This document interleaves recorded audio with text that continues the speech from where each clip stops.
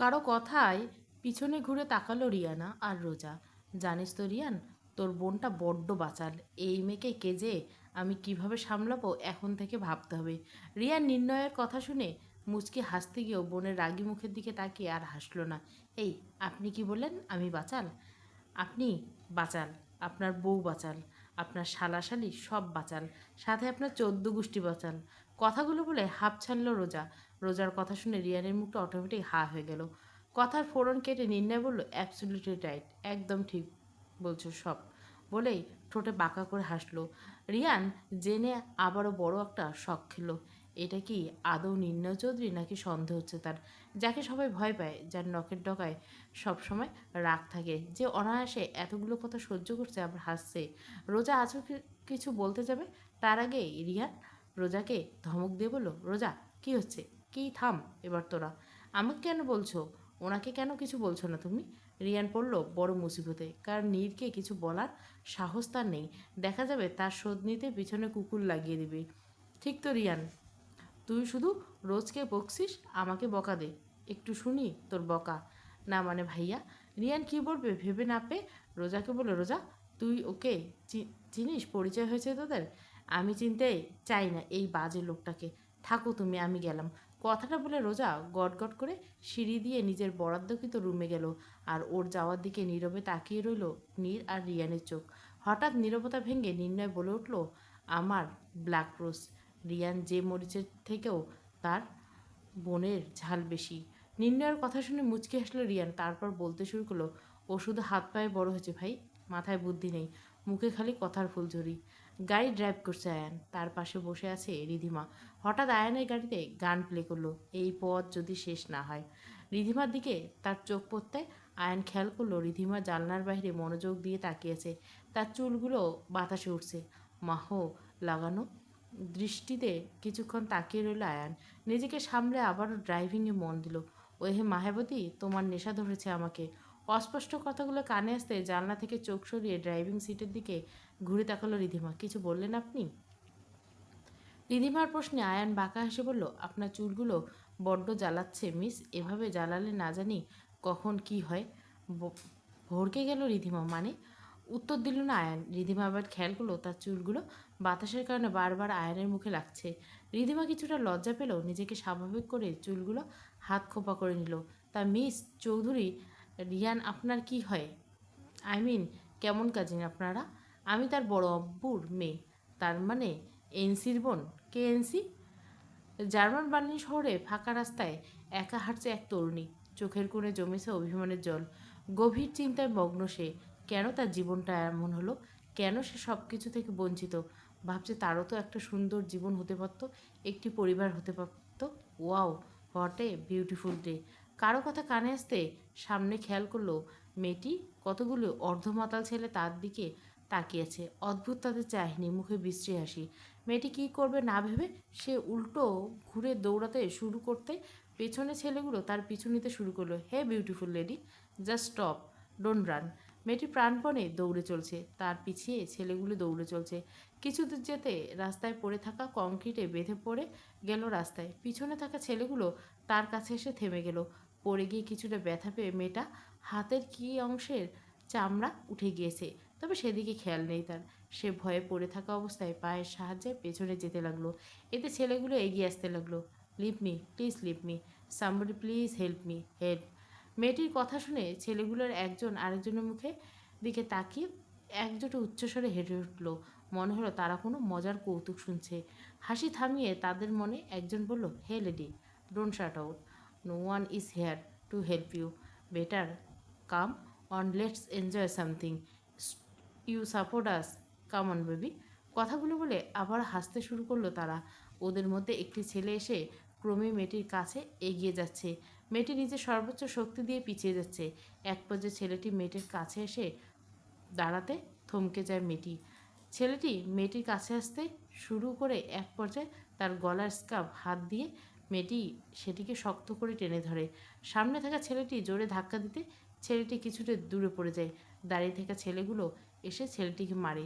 মেয়েটি আবার দৌড়াতে শুরু করলো। মেয়েটি দৌড়তে দেখে ছেলেটি উঠে আবারও পিছু নিতে থাকে। দৌড়তে দৌড়তে এক পর্যায়ে একটি গাড়ির সাথে ধাক্কা খেয়ে সেখানে পড়ে যায় সে। What the where did come this problem, I almost late. কথাগুলো বলে গাড়ি থেকে নামলো এক যুবক। দ্রুত পায়ে এগিয়ে এসে দেখলো তার গাড়ির সামনে একটা মেয়ে আছে। ও গড, এক্ষুনি এটা হওয়ার ছিল বলে মেয়েটা ডাকতে শুরু করলো, hey girl, get up, can you hear me.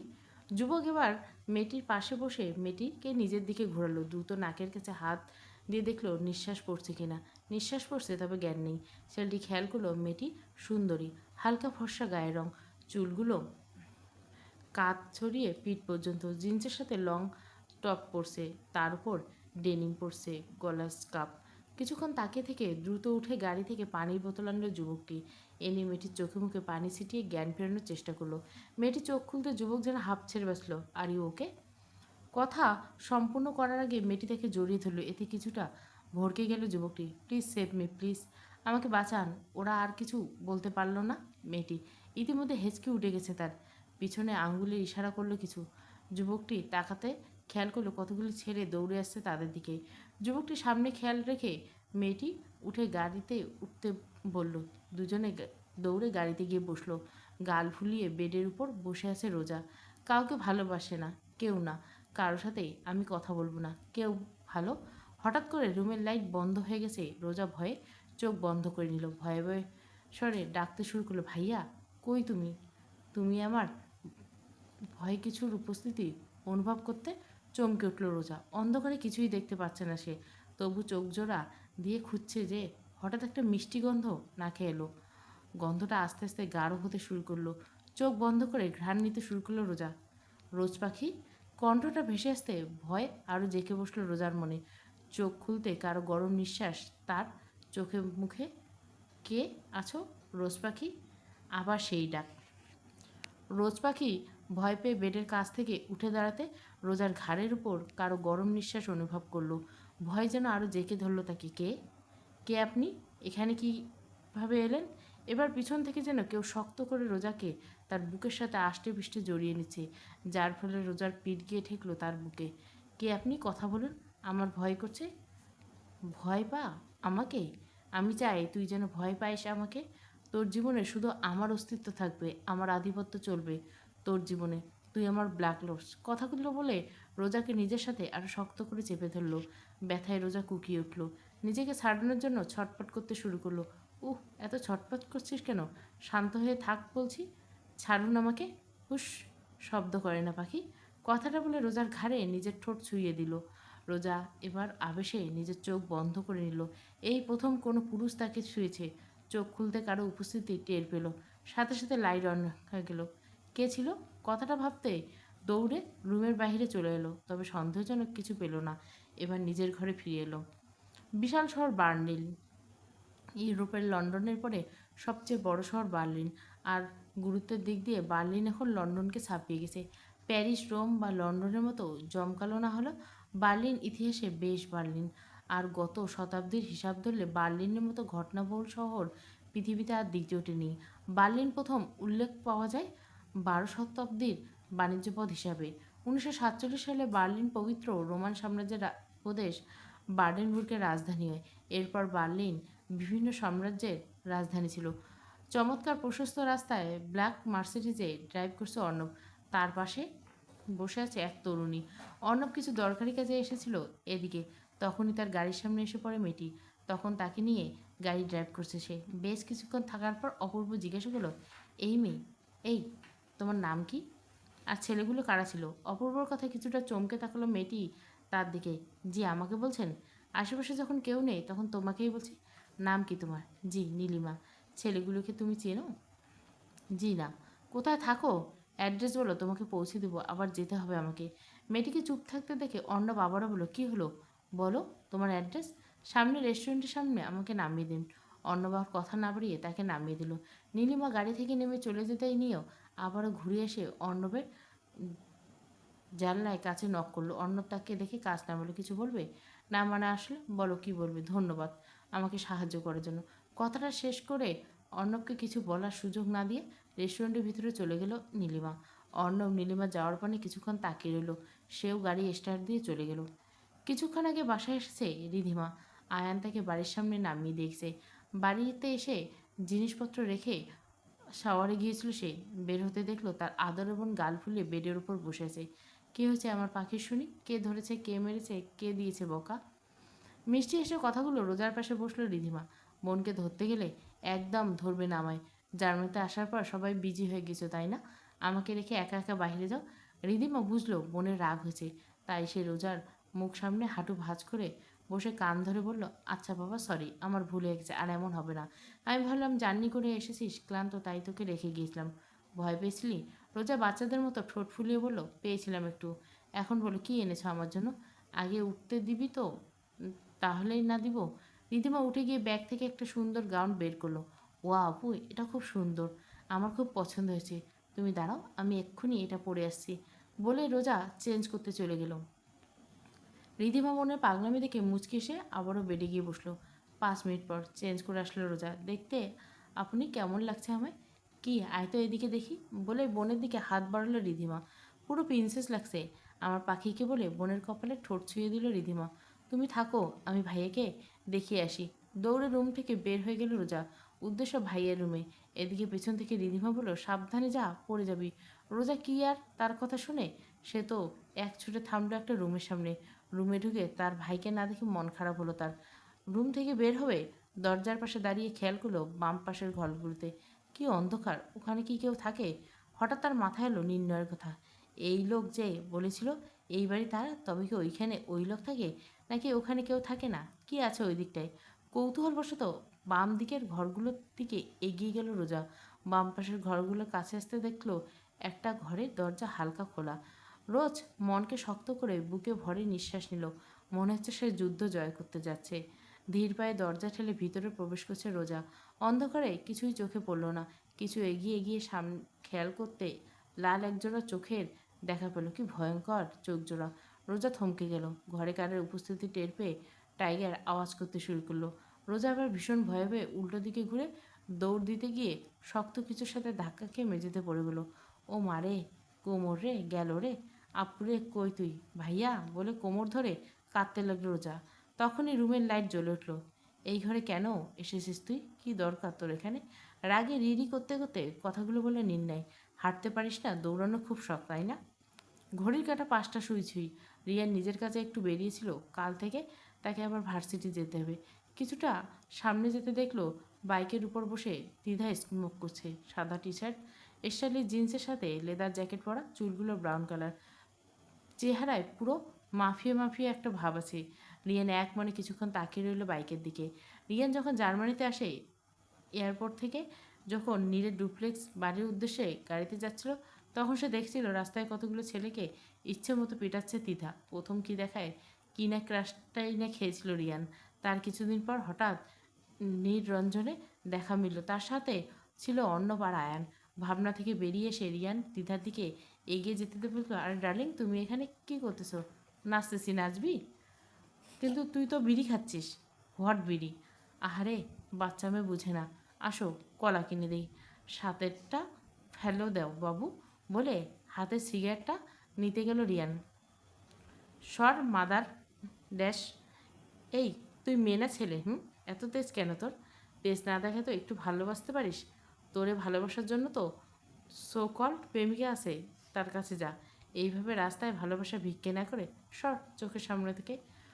তুই আমার আবার গার্লফ্রেন্ড কই পাইলি ভাই? তুই জানিস আমি কিভাবে বলবো? লে খিচুড়ি! আমার গার্লফ্রেন্ড তো তুই। আয় বউ, আমার একটু আদর কর, বলে রিয়ান তিথার দিকে যেতে নিলে তিথা হাতের সিগারেট ফেলে বাইকে বসা অবস্থায় রিয়ানের মুখে ঘুষি মারে। রিয়ান মুখে হাত দিয়ে অসহায়ভাবে তাকালো তিথার দিকে। এটা কি করলি তুই? আদর খাবি বলে আদর দিলাম। রিয়ান কিছু বলবে তার আগে রিয়ানের নাম্বারে কল এলো। পকেট থেকে ফোন হাতে নিয়ে দেখলো নির্ণয় কল করেছে। হ্যাঁ ভাই বলো। অপর পাশ থেকে কী বললো শোনা গেল না। ওকে ভাই, চলে যেতে হবে, ব্রো কল দিয়েছে। নীর, তাড়াতাড়ি চলো, যেতে হবে। কথাটা বলা মাত্র তিথা বাইকে উঠে হেলমেট পরতে পরতে বলল, চলো। রিয়ান তিথাকে বাইকে উঠতে দেখে ভুরু জোড়া কুচকে বলল, তুই নামে, আমি বাইক চালাবো। এতে যেন তিধার রাগ তির করে বাড়তে শুরু করলো। কেন রে শালা, আমার পিছনে বসলে কি তোর জাত যাবে নাকি? দেবো না মিডল স্টার বরাবর এক লাথি, তখন পুরুষত্ব হারাবি। বসলে বস, না হলে আমি গেলাম, তুই থাক। রিয়ান জানে তর্কে সে পারবে না, তাই বাধ্য ছেলের মতো সেও বাইকে চড়ে বসলো। তিধা বাইক স্টার্ট দিল না। কিছুদূর গিয়ে একটা বিটের ধাক্কায় রিয়ান পড়ে যেতে নিলে তিধার কোমর ধরে নিজেকে সামলে নেয়। তিধার কোমরে রিয়ানের হাত বুঝতে পেরে চেঁচিয়ে বলতে শুরু করলো, এই লুচ্চা হারামখোর বেহুদ্দা, হাত সরা তোর, একদম আমার শরীর টাচ করবি না, তাহলে কিন্তু মেরে বৃন্দাবনের টিকিট ধরিয়ে দিব বলে রাখলাম। তিধার কথা শেষ হতে রিয়ানা বলল, কেন রে, আমার শরীরে কি নোংরা লেগেছে যে তোকে ধরলে নোংরা হয়ে যাব? আর আমার মতো একটা হ্যান্ডসাম ছেলে তোকে ধরছে, এটা তো সাত পুরুষের কপাল রে শালি। তুই আর হ্যান্ডসাম, নিজেকে মনে হয় তুই আয়নায় দেখেছিস, তাই না? তোর সাথে হ্যান্ডসাম কথাটা যায় না, বুঝলি? তুই যে কিভাবে অ্যাঞ্জির কাজিন হলি, এটাই আমি ভাবি। রিয়ান এবার রেগে তিধার মাথায় গাঁটটা মেরে বলল, ওই শালি, তোর টেপ রেকর্ডার চুপ কর, দ্রুত গাড়ি চালা, নাহলে দ্য গ্রেট নির্ণয় চৌধুরী আমাদের দৌড়ানি দিবে ওর ওই টাইগার দিয়ে। কী হলো, কথা বলছিস না কেন? কেন এসেছিস এই ঘরে? আরে অসভ্য লোক, আগে তো আমাকে তুলুন। খাম্বার মতো শরীর নিয়ে কই থেকে এসে পড়লেন আমার সামনে, আল্লাগো আমার কোমর। নির্ণয় রোজাকে কোলে তুলে বেডের দিকে যেতে শুরু করলো। এই কী করছেন, ছাড়ুন বলছে। উস, মুখটা চুপ রাখো। রোজা কিছু বলল না, শুধু অপলক চেয়ে রইল ওই নীল চোখ জোড়ায়। রোজাকে বেডের কাছে গেলে নীর তারপর শুয়ে দিল। নীর যেতে নিলে রোজার কথায় আবারও থেমে গেল নির্ণয়। সেদিন কি হয়েছিল নির্ণয় ভাই? আমাকে না বলে কেন হারিয়ে গিয়েছিলে তুমি? ইস, কত মায়া জড়ানো সেই কথা, কত অভিমান জড়ানো সেই কথা। আর রোজ, স্টপ আজ রোজ। বাকি কথা শেষ করার আগে থেমে গেল সে। সামনে দাঁড়ানো রাগে চোখ লাল হয় নীরকে দেখে, গলা শুকিয়ে গেছে তার। কি ভয়ঙ্কর লাগছে নীরে ওই চোখ জোড়া। একটু আগে কতটা শান্ত ছিল ওই চোখ জোড়া। ওই নাম যদি তোর মুখে আর কখনো শুনি, তাহলে তোকে জানে মেরে দিব রোজ। আই শয়ার, একদম জানে মেরে দিব, মাইন্ড ইট। নির্ণয়ের হুঙ্কারে বেচারা টাইগারও ঘরের এক কোণে কাচুমুচু হয়ে বসে আছে। আমি আসলে তোমাকে চিনতে পেরেও কেন এসেছিস তুই? আমার ঘরে আসার সাহস কোথায় পেলি তুই? লিসেন মিস মেহরিন জান্নাত রোজা, তোর এসব পাকামি অন্য কোথাও দেখাবি, আমার সামনে না। তুই যে চৌধুরী বংশের বংশধর এটা প্রমাণ করতে এসেছিস, তাই না আমার ঘরে? নির্ণয়ের আগে গজগজ করতে করতে রুমের এক কোণে কাচুমুচু হয়ে থাকা টাইগারকে বলল, Tiger, just leave this room first, need privacy. Tiger কী বুঝলো কে জানে, তবে মালিকের করা হুকুমে রুম ছেড়ে চলে গেল। রোজা টাইগারের যাওয়ার পানে একবার তাকালো, আবার তার সামনে থাকা ভয়ঙ্কর মানবের দিকে তাকালো। ভয়ঙ্কর, হ্যাঁ, এই মুহূর্তে নির্ণয়কে ভয়ঙ্কর মানবের থেকে কম লাগছে না। তার হালকা নীল চোখজোড়ায় ভয়ঙ্কর রূপ ধারণ করছে। রোজা তার এই রূপ দেখে অনেক কষ্টে নিজেকে কান্না সামলে রেখেছে। এবার উদ্দেশ্য মনে কিছুটা সাহস যুগে নির্ণয়ের উদ্দেশ্যে আরও কিছু কথা বলতে নিবে, তার আগে নির্ণয় শক্ত হাতে থাবা এসে রোজার চোয়াল জোড়া শক্ত করে চেপে ধরল।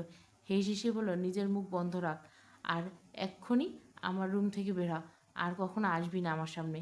রোজা নির্ণয়ের চোখের দিকে একবার তাকিয়ে কোনো মতে কান্না থামিয়ে দৌড়ে বের হয়ে গেল নির্ণয় রুম থেকে। ব্যথার কথা যেন এই মুহূর্তে ভুলে গেল সে। রোজা যেতে সামনে থাকা কাচের টেবিলে সজোরে লাথি মারল নির্ণয়। এক মুহূর্তে ঝমঝম শব্দের কাজগুলো গুড়িয়ে পড়ল ফ্লোরে। আমার পাখি আমার খাঁচায়, এবার তোকে দূরে সরানোর ক্ষমতা কারো নেই। কেউ সরাতে আসলে তাকে জানে মেরে দেবো আমি। আর আমার রোজের জন্য শুধু 5 জন কেন, আমি পুরো পৃথিবী ধ্বংস করতে পারি। রেস্টুরেন্টের ভিতরে ঢুকে কাজে লেগে গেল নীলিমা। ইস, আজকে যদি ছেলেটা ঠিক সময় না আসতো, জানি না কি হতো। তারপর মুহূর্তে নিজেকে তাচ্ছিল্য স্বরে বলল, কী আর হতো? রায়তুল নীলিমা, বয়স 18 কি 19-এর কাছাকাছি। বাংলাদেশ থেকে লেখাপড়ার জন্য এখানে এসেছে সে। নীলিমার মা মারা গিয়েছিল তার বয়স যখন 5 বছর। মা মারা যাওয়ার পর তার বাবা মেয়ের কথা ভেবে আবারও বিয়ে করেন। তবে ওই বাঙালির কথাই বলে না, পর কখনো আপন হয় না। নীলিমার বাবা নীলিমাকে ভালোবাসলেও তার বাবার দ্বিতীয় স্ত্রী কখনোই ভালোবাসেনি, তাকে সুযোগ পেলে মারধর করত। তাকে নীলিমার বাবার এক ব্যবসায়ী, টাকা পয়সার কোনো অভাব ছিল না তার। তবে তার খরচের বেলায় ছিল সৎ মায়ের ঘোর আপত্তি। সৎ মায়ের জন্য লুকিয়ে খরচ দিত তার বাবা। নিজের চেষ্টায় বাবার লুকিয়ে করা সাহায্যে এইচএসসি পাশ করেছে। স্বপ্ন ছিল বাইরের দেশে পড়ার। ভালো স্টুডেন্ট হতে জার্মানির এক ইউনিভার্সিটিতে স্কলারশিপে পড়ার সুযোগ পেয়ে যায়। তাই বাবাকে জানানোর পর তার বাবা তার সৎ মায়ের অত্যাচারের হাত থেকে বাঁচানোর চেষ্টায় তাকে জার্মানি পাঠানোর ব্যবস্থা করে। তা নিয়ে কম জলঘোলা করেনি তার সৎমা। এখানে এসে এই কফি শপে পার্ট টাইম জব পায় সে। পার্ট টাইম জব আর বাবার পাঠানো টাকায় বেশ ভালোই চলে তার। হঠাৎ গেস্ট অফের কথায় ধ্যান ভাঙল তার। 4 নম্বর টেবিলে কফি দিয়ে এসো একটা। নীলিমা ধ্যান থেকে বের হয়ে কাজে মন দিল। রুমে এসে বালিশে মুখ গুজে কান্না করছে রোজা। তার নির্ণয় ভাই তাকে এভাবে বকেছে ভাবতে শরীরে কাঁটা দিয়ে উঠছে তার। কি ভয়ঙ্কর ছিল তার চাহনি। কেন এমন করলো তুমি? কেন আমাকে হঠাৎ ভাবনায় ডুব দিল? সময় তখন বসন্তকাল। বসন্তের রূপময় নিঃসর্গ ছুঁয়েছে বাংলার অলিগলি। ফুলের মহিরূপে সাজে সেজেছে বাংলার প্রকৃতি। কি অপরূপ, কি মায়াবী বাহারি ফুলের ছড়াছড়ি। মন হরণ করা প্রতিক্ষণ, প্রতিক্ষেত্র রঙিন করা ফুলের শোভা। মুগ্ধময় কোকিলের কুহুতানে মুখরিত হয় গ্রাম ও শহরের পথঘাট। বসন্তের সবুজের শ্যামলের ন্যায় কড়া দৃশ্যপট নাড়া দেয় মনের মধ্যিখানে। শীতের মায়া ছিঁড়ে এসেছে ঋতুরাজ। শুকনো পাতায় ঝরে গিয়ে জন্ম নেবে নতুন কচি পাতা। পত্রপল্লবে ঘাসে ঘাসে, নদীর কিনারে কুঞ্জ বিথিকা, আর ওই পাহাড়ে অরণ্যে বসন্ত দেয় নবযৌবনের ডাক। দুপুরে খাওয়া শেষে সকলে যখন ঘুমের ছোট রোজা একাই বাড়ি থেকে বের হয়ে এসেছে কোকিল ডাক শুনতে। সে কি কাণ্ড! কোকিলকে সে দেখেই ছাড়বে। তবে হতচ্ছাড়া কোকিল না জানি কোন গাছে বসে আছে কে জানে। বাগানে আস্তে আস্তে রোজার চোখ বাগানে ফুটে থাকা গোলাপ গাছ, ইস কি সুন্দর!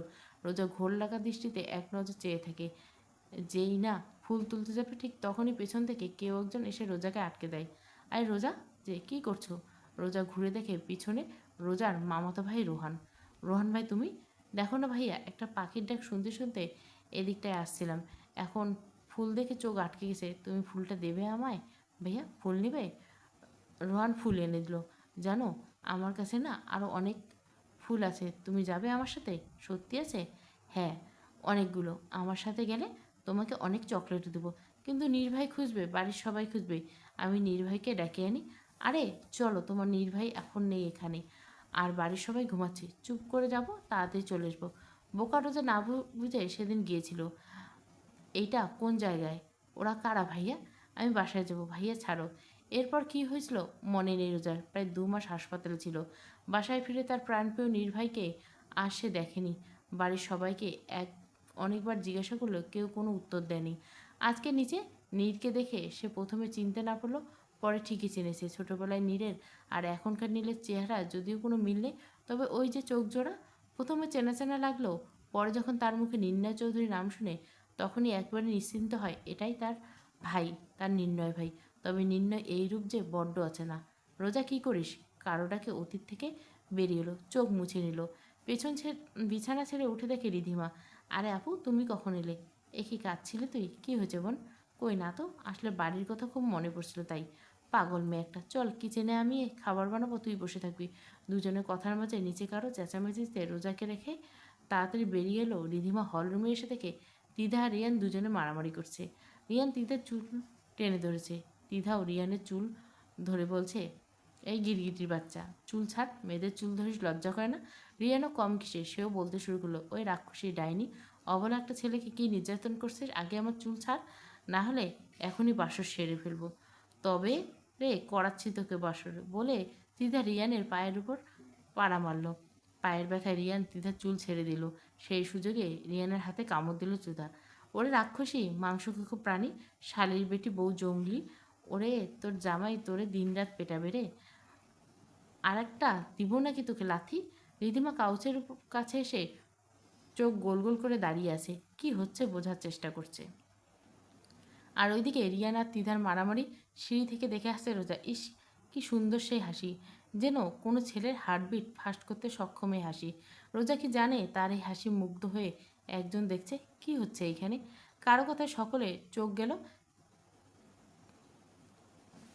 সিঁড়ির ওপরে। নির্ণয় রোজার ঠিক পিছনে দাঁড়ানো। রোজা ঘুরালো না তার দিকে। নির্ণয় একবার রোজার দিকে তাকিয়ে হেঁটে নিচে চলে গেল। নির্ণয়কে দেখে তিধা বলতে শুরু করলো, এই অ্যান্সি, এই হনুমানটা না আমার চুল টেনে ধরেছে। এই সান্ডার নাতি নাতনিরা, তোদের কি আমি মারামারি করতে আসতে বলছি?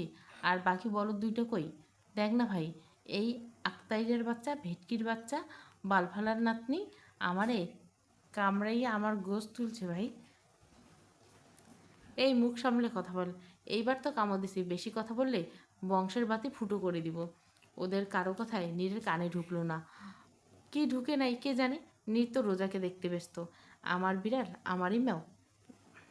দিস ইজ নট ফেরোজ পাখি। তোরে রাগে থাকলে দেখলে যে আমার বাসর বাসর পায়। দাদার পোলায় কি জিনিস বানাইছে রে, পুরো শরীর ভরা কারেন্ট। এনসি ত্রিধার ডাকে হুঁশ ফিরল নীরের।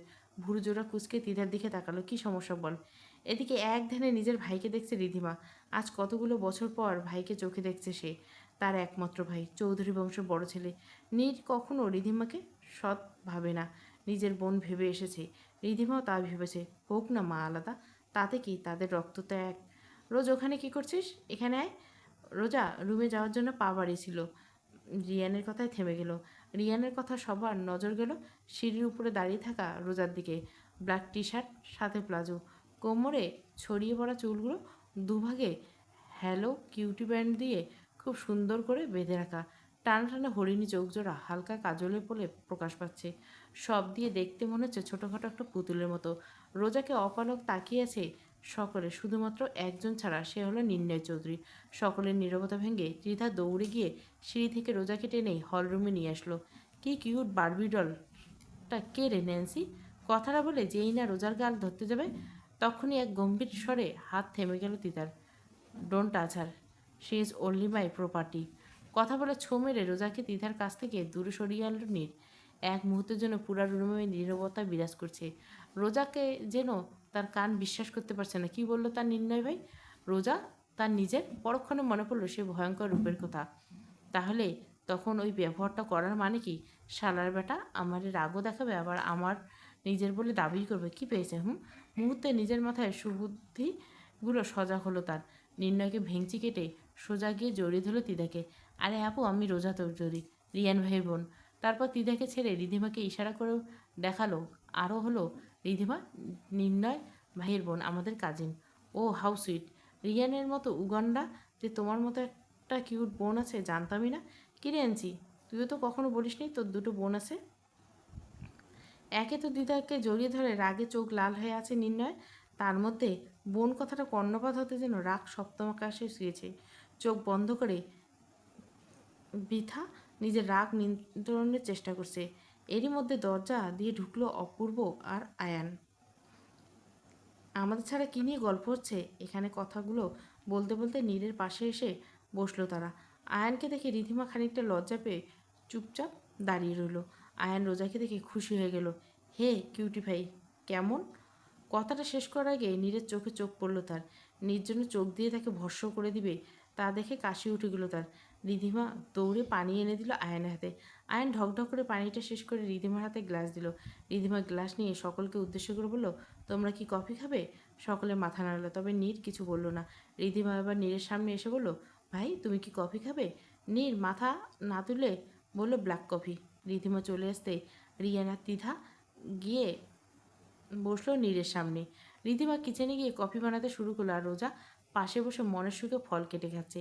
নীর একবার আর চোখে সেদিকে তাকিয়ে সমানে থাকা সকলের উদ্দেশ্যে প্রশ্ন শুরু করলো, তোদের যেই কাজ দিয়েছিলাম হয়েছে সে কাজ?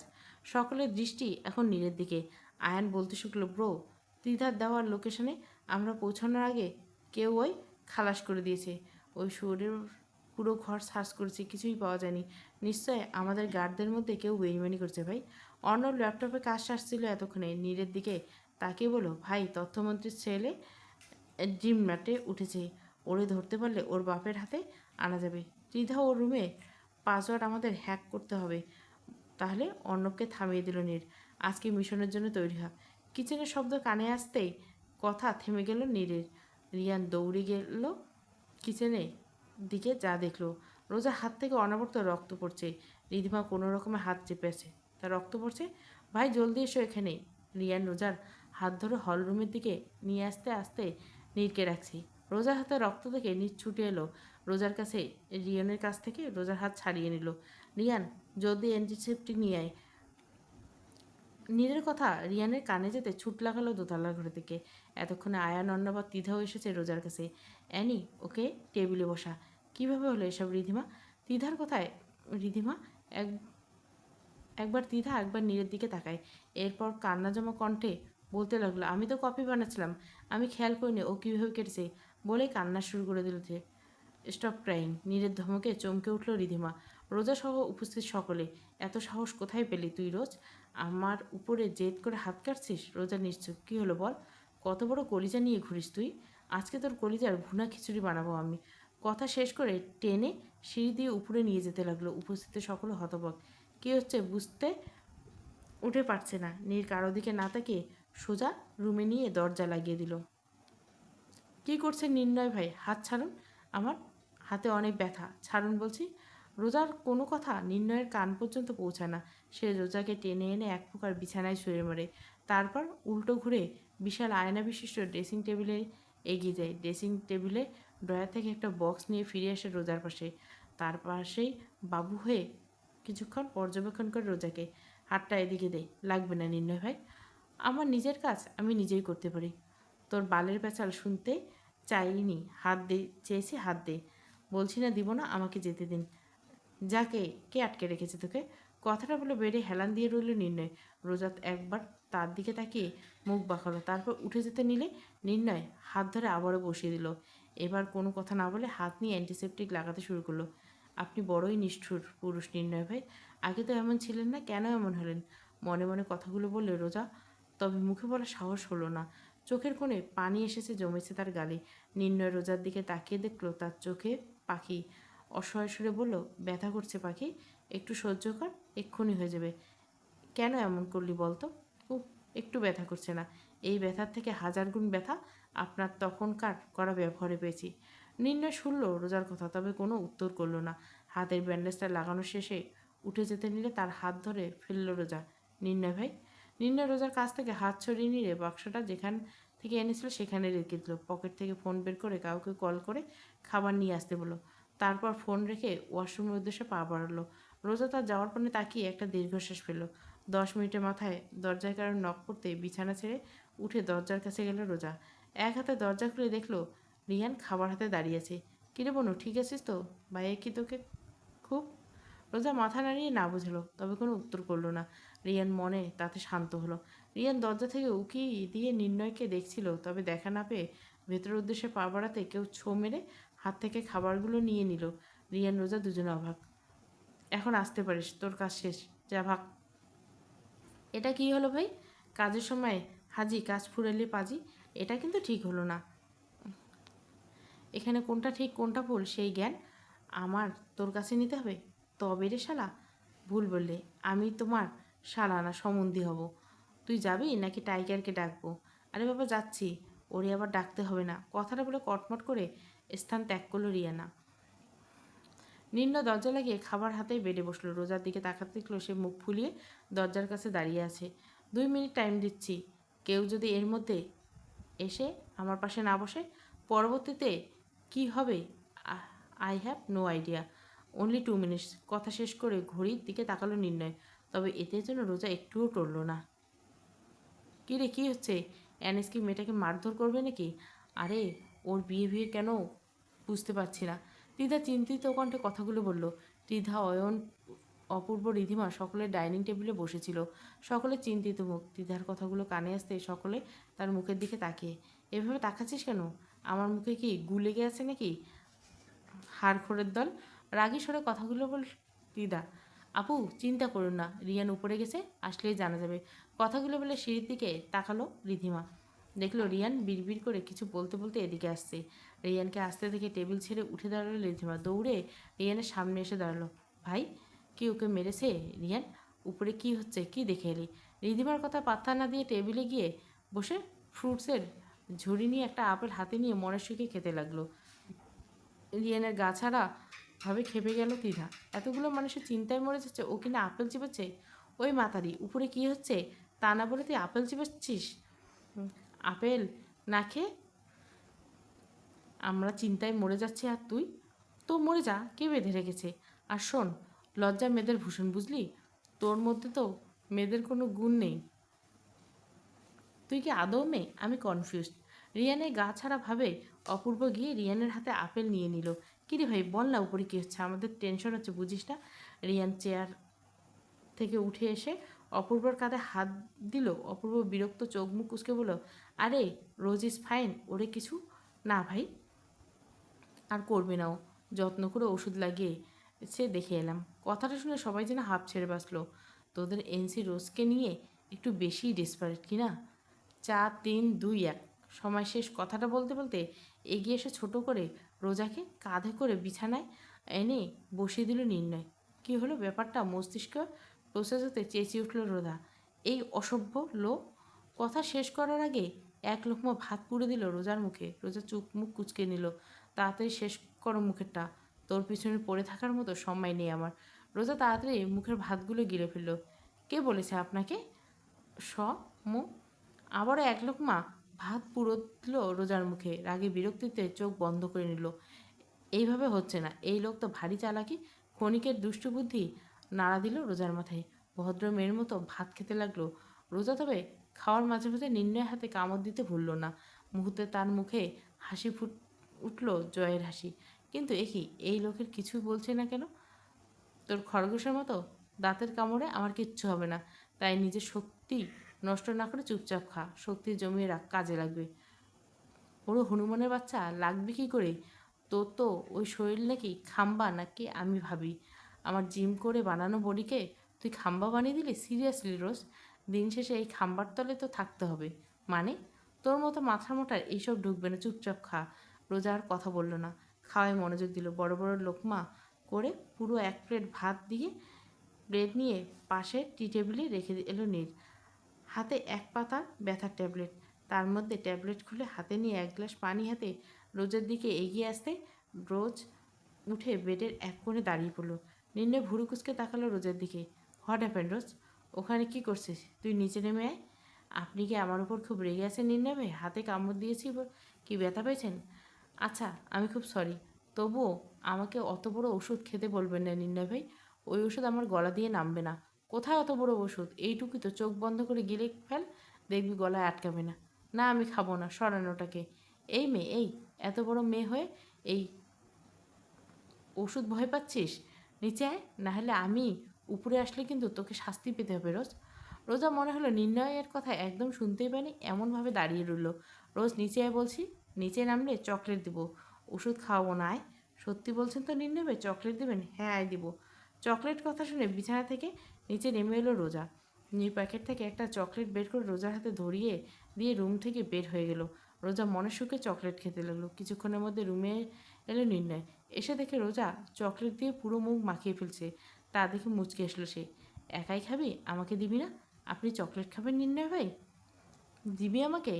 রোজা নিজে খাওয়া চকলেট থেকে একটু ভেঙে নির্ণয়ের দিকে এগিয়ে দিল। নির্ণয় রোজার হাত থেকে চকলেটটা মুখে পুড়ে নিল। চকলেট খাওয়া শেষ হতে রোজার হাতে 1 গ্লাস পানি ধরিয়ে দিল নির্ণয়।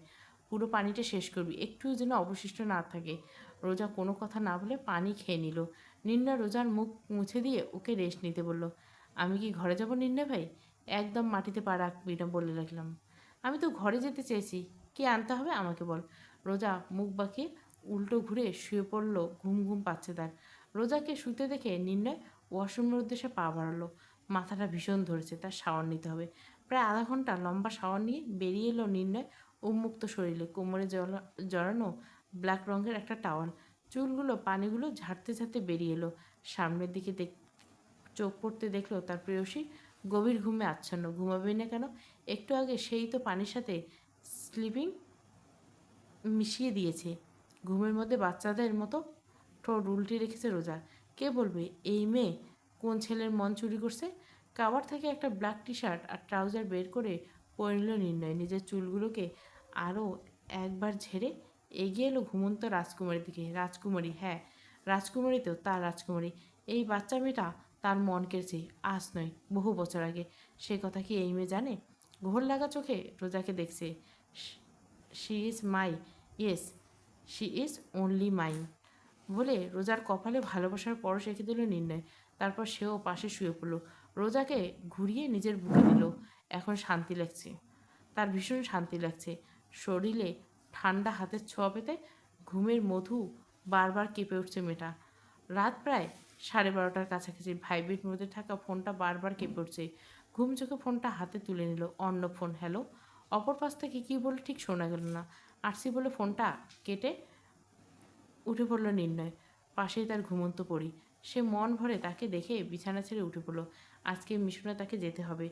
কালো পোশাক পরে নিল নিজেকে, হাতে রোলেক্সের কালো বেল্টের ঘড়ি জড়িয়ে টাইম সেট করে নিল।